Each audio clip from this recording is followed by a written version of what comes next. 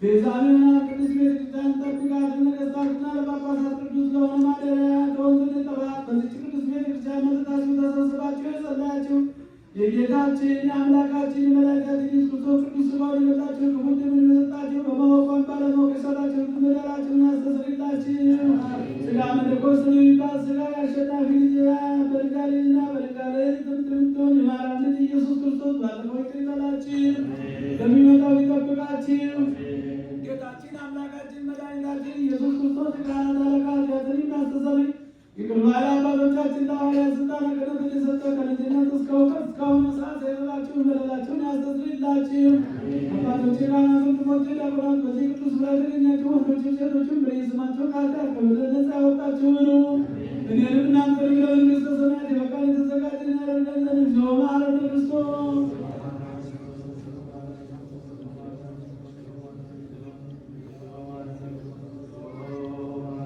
ባለፈው ይቅር እንዲለን በሚመጣው ይጠብቀን። ስለ እናታችን ስለ ቅድስተ ቅዱሳን ድንግል ማርያም ብሎ ይቅረን ዘንድ በእንተ ማርያም መሐረነ ክርስቶስ።